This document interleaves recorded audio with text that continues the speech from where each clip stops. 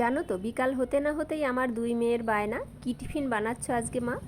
প্রতিদিন কি আর তেলে ভাজা খাবার ভালো লাগে? সেটা কি আর প্রোটিনযুক্ত হয়? তাই ভাবলাম তেলে ভাজা বাদ দিয়ে আজকে হেলদি ঘরোয়া উপায়ে একটা টিফিন বানাই।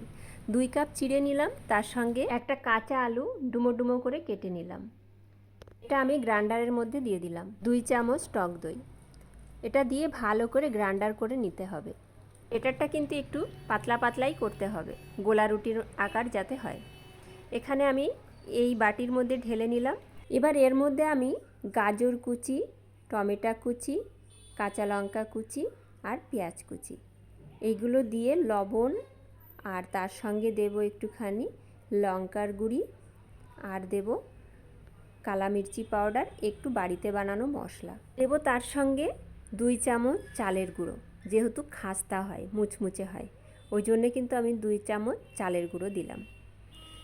এবার সবগুলোকে ভালো করে মিশিয়ে নিতে হবে। মিশিয়ে নিয়ে আমি একটা ওই 2-3 মিনিটের জন্য ঢেকে রেখে দিলাম। আর এদিকে ফ্রাই প্যানে ব্রাশ করে নিলাম একটুখানি তেল, আর এই যে এইভাবে পাতলা করে ঢেলে দিতে হবে। এখানে কিন্তু কোনো রকমভাবে চামচেরও ব্যবহার প্রয়োজন হবে না, একদম উল্টে পাল্টে ভেজে নিলেই হলো।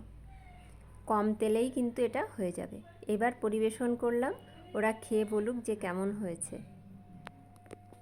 তার সঙ্গে রেখেছি দই, টমেটো সস, আর ওই যে টমেটো সস আর দই দিয়ে সুন্দর মিশ্রণ করে একটা সস তৈরি করেছে। কেমন হয়েছে বলো?